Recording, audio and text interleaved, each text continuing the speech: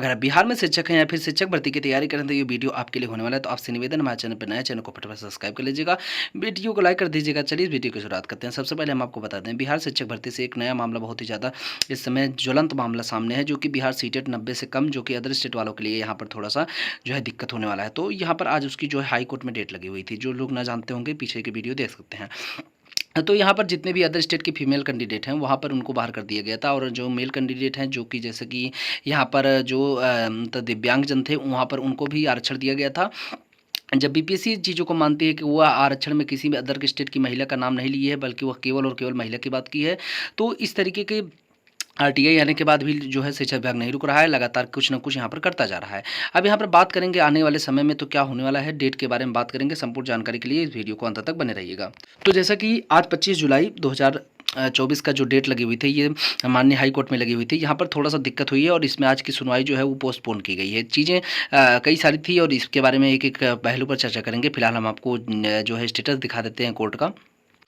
तो यहाँ आप देख सकते हैं जो शाहीन जी का पूरा ये केस का स्टेटस है। अगर आपको देखना है तो Patna high court case status करके क्लिक करेंगे, वहाँ पर आप जो है देख सकते हैं। यहाँ पर CWJC 1909/2024 का मामला है। और यहाँ पर देखिए, यहाँ पर आप देख सकते हैं पूरी तरीके से ये सभी उसके बारे में डिटेल है। यहाँ पर इनका देख लीजिए, सब कुछ है मामला। अगर आप देखना चाहते हैं तो स्वयं भी देख सकते हैं, नहीं तो हम आपको समझा देना है यहाँ पर। अब यहाँ पर देख सकते हैं आप किस तरीके से क्या था। देखिए, ये जो नेक्स्ट इसका डेट लगी हुई है वो यहाँ पर 26 जुलाई की लगी हुई है, यानी कल की डेट लगी हुई है। आज की डेट में जो है कुछ कमी थी, जिसकी वजह से कल फिर इसको जो है लिस्टेड किया गया है फिलहाल, और वही जज जी रहेंगे। अब यहाँ पर किस मैटर में क्या सुनवाई होगी, यहाँ पर आने वाले कल के समय में पता चल जाएगा। हालांकि जो फिलहाल की स्थिति है कि जो है इसमें जो है पोस्टपोन किया गया है, और जो है केस लिस्टेड जो है 26 तारीख को 69 नंबर, सीरियल नंबर 69 पर जो है ये रखा गया है। तो संभावना है कि कल लिस्ट कर दिया जाए, क्योंकि फ्रेश मामला है, फिलहाल देखा जाएगा। क्योंकि 69 बहुत बड़ी बात है, ऐसे पहुंचना तो बहुत बड़ी बात है, लेकिन जो है इसको थोड़ा सा जल्दी करना चाहिए था। लेकिन यहाँ पर 69 तक ले गए हैं, इसलिए थोड़ा सा यहाँ पर हो सकता है कि ना भी लग सकता है, लेकिन अगर कल लगता है तो इस पर सुनवाई की जाएगी। तो ये जो इस पर चीज़ें थी, एक्शन डेट 25 जुलाई था, बट 25 जुलाई को इसमें कुछ हुआ नहीं है। तो यहाँ पर अब 26 जुलाई को जो है सब चीज़ें होने वाली हैं। अब आप यहाँ पर आरटीआई देख सकते हैं, जो बिहार राज्य सरकार से जो बीपीएससी की आरटीआई की गई थी। तो यहाँ पर बीपीएससी ने साफ तौर पर बताया है कि जो 55% के अंक के आधार पर सीटेट के उत्तीर्ण माने जाने का वर्णन किया गया है। तो यहाँ पर आप देख सकते हैं कि किसी राज्य के अपित नहीं बल्कि सामान्य कोटि की महिला अभ्यर्थियों को, मतलब यहाँ पर आप देख सकते हैं ये पूरी तरीके से 24/6/2024 का ये जो आरटीआई रिपोर्ट है, जो बीपीएससी ने इस पर जो है अपना रिपोर्ट लगाया हुआ है, ये है। अगर यहाँ पर जिनको आरटीआई रिपोर्ट गलत लग रही है, वे अपना आरटीआई स्वयं कर सकते हैं और यहाँ पर सारी चीज़ें देख सकते हैं। तो ये आरटीआई 100% सत्य है, क्योंकि इसके बारे में हमने जो है बीपीएससी से भी वहाँ पर कई सारे अधिकारियों से बात की है, तो उन्होंने इस तरीके की बात की है कि ये आरटीआई जिनका आया था वहाँ पर उनकी जो है सूचना को स्पष्ट रखा गया है, और साथ ही में जो है बताया गया कि इस तरीके के आरटीआई का जवाब यही लगाया गया है। अब अगर आपको भी कन्फ्यूजन है तो आप आरटीआई मांग सकते हैं। तो फिलहाल इन चीज़ों को जो है वो आप देख सकते हैं। हालांकि अब यहाँ पर बातें क्या है, देखिए, मान लीजिए अब यहाँ पर कल हाई कोर्ट में जो भी कुछ होगा वो सब आपको हम बता देंगे। फिलहाल कोई बिना ऑर्डर आए चीज़ें स्पष्ट नहीं हो पाएंगी तब। लेकिन यहाँ पर बात ये है कि जैसे मान लीजिए यहाँ पर जो बीपीएससी है, अब जब पटना हाई कोर्ट ने सबसे पहले जो सीटेट 60 नंबर से कम वालों को बाहर किया था, तो वहाँ पर उन्होंने कोई पहलू को, मतलब यहाँ पर केवल और केवल वो 60 नंबर से कम का कोई बात ही नहीं था। वहाँ पर जो एक आरक्षण का मुद्दा था, वहाँ पर कभी भी वहाँ आप उस ऑर्डर को पढ़ेंगे तो वहाँ पर जो है सीटेट का जो 55% आरक्षण है उस पर बात नहीं किया गया था। वहाँ पर जो है केवल और केवल बिहार और आरक्षण अधिनियम के तहत जो है यहाँ पर चीज़ों को स्पष्ट तरीके से जो है वहाँ पर माननीय हाईकोर्ट ने खारिज कर दिया था। वहाँ पर जो है बीपीएससी के इस नोटिफिकेशन को कोई भी आधार नहीं बनाया गया था, क्योंकि जो नोटिफिकेशन के आधार पर सिलेक्शन दिया गया है, क्योंकि वहाँ पर उस केस को रद्द करने का एक आधार था, वो था कि बिहार के जो आरक्षण कानून है उसके तहत उस कोर्ट को वहाँ पर जो ये मामला रद्द किया गया था, इसलिए वहाँ पर ऐसा आदेश आ गया था कि 60% से कम नहीं होना चाहिए हर्ता में।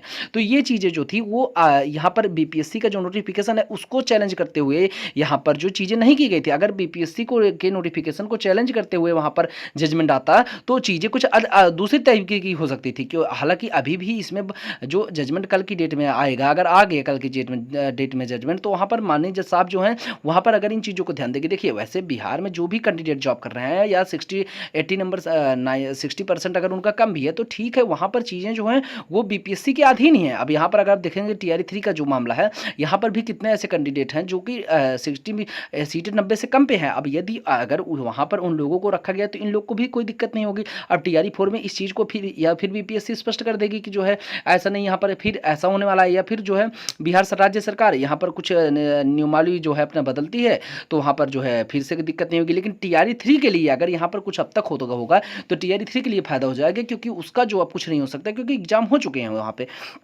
तो हालांकि अभी इस मैटर पर जो कुछ होगा वो कल पता चल जाएगा आप लोगों को। लेकिन जो बात है कि आरटीआई के हिसाब से बीपीएससी जो की है वो रिजल्ट बनाई है केवल 55% आरक्षण का बाद जो अपने नोटिफिकेशन में किया है। तो अस्पष्ट नोटिफिकेशन के बारे में जितने भी लोग यहाँ पर वीडियो में ज्ञान दे रहे थे वो लोग फिलहाल नहीं दे रहे हैं, क्योंकि वहाँ पर कुछ लोग बोल रहे थे कि आप जो है नोटिफिकेशन को अच्छे से पढ़वाइए फिर पता चल जाएगा। तो नोटिफिकेशन के बाद को यहाँ पर बीपीएससी ने क्लियर कर दिया है कि जो है नोटिफिकेशन में जो उन्होंने 55% लिखा है वो 55% जो है किसी राज्य की विशेष महिला वर्ग की बात नहीं की गई है, अभी तो समस्त महिलाओं का बात किया गया। क्योंकि जो महिला उत्तर प्रदेश से जाएगी वो बिहार में जाकर के तो पुरुष तो हो नहीं जाएगी, रहेगी तो महिला ही। अगर बिहार राज्य सरकार जो है वहाँ पर सामान्य में सबको बुला रहा है तो फिर वो कोई ऑप्शन ही नहीं है कि आपको जो है महिला की बात ना करे वहाँ पर। क्योंकि अगर आप देखेंगे तो बीपीएससी जैसे, देखिए बीपीएससी जैसी इतनी बड़ी संस्था ऐसे 55% लिख के नहीं छोड़ देगी, क्योंकि अगर उसको पूरी चीज़ें क्लेरिफाई करवानी होती कि महिला को आरक्षण किस तरीके से देना है, ये चीज़ें क्लेरिफाई हुई थी, उसके बाद ही बिहार बीपीएससी ने वहाँ पर नोटिफिकेशन में 55% लिखा हुआ है।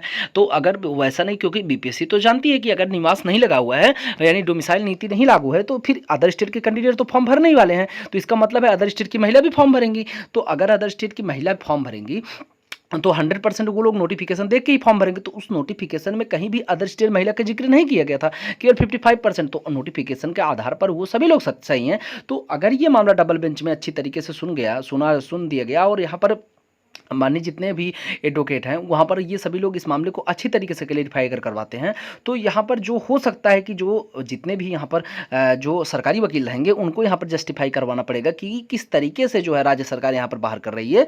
और फिर इस मामले को एक दिन में जो है ऐसे क्लेरिफाई नहीं किया जा सकता। अब मान लीजिए यहाँ पर माननीय हाईकोर्ट जो यहाँ पर जो डबल बेंच की याचिकाएँ हैं वहाँ पर इन सबको एक साथ में किया गया है, तो ये बहुत बड़ी बात है कि सारी याचिकाओं की सुनवाई एक साथ होगी। और जो यहाँ पर अगर बीपीएससी से यहाँ पर जवाब सवाब किए गए तो यहाँ पर जो बीपीएससी है उनका जवाब यही होने वाला है कि हम जो ये क्योंकि आरटीआई को ही जवाब बनाया जाएगा, क्योंकि रिपोर्ट में आरटीआई भी लगाया गया है। ये रिपोर्ट जो है उन तमाम लोगों के पास भी पहुंच गई है जो यहाँ पर याची बने हुए हैं, चाहे वो जितने भी मामले हैं। हालांकि आप लोग जो जितने भी सीटेड से 90 से कम वाले हैं, यहाँ पर देखिए नौकरी बचाने का ऑप्शन आपके पास बहुत है, लेकिन अभी क्या होगा, क्योंकि राज्य सरकार जो है वो राज्य सरकार माननीय जो वहाँ पर 15 तारीख का आदेश आया था शिक्षा विभाग का उसी को फॉलो कर रही है, क्योंकि उसको रोकने का आदेश अभी तक नहीं आया है। और ऐसे आप डायरेक्ट अगर किसी भी मामले में, जैसे अभी आप मान लीजिए इस तरीके का इस कोर्ट में स्टे लगवाते हैं, यानी कि अगर कोर्ट ने यहाँ पर स्टे को कंटिन्यू कर दिया है या फिर स्टे यहाँ पर दे देता है तो स्टे मिलने के बाद आपका ये जो प्रक्रिया है शिक्षकों को बाहर करने वाली ये तुरंत रुक जाएगी। अब इसलिए स्टे का यहाँ बहुत जरूरी है। अब स्टे मिलने के बाद अगर यहाँ पर चीज़ों को जो है माननीय हाई कोर्ट यहाँ पर ये देखती है कुछ बच्चों के साथ गलत हुआ, क्योंकि देखिए हाई कोर्ट कभी भी एक तरफा फैसला नहीं सुनाती है। वहां पर पटना हाई कोर्ट ने जो चीजें दी है वो पटना हाई कोर्ट वहां बिल्कुल अच्छी तरीके से सही है, क्योंकि वहां पर उन्होंने जो बहस की गई थी वो आरक्षण कानून को लेकर की गई थी। क्योंकि वहां पर सीटेट में आप देखेंगे उस आर्डर को पूरी तरीके से पढ़ेंगे तो वहां पर केवल और केवल बात वहां बीपीएससी का जिक्र ही नहीं किया गया है।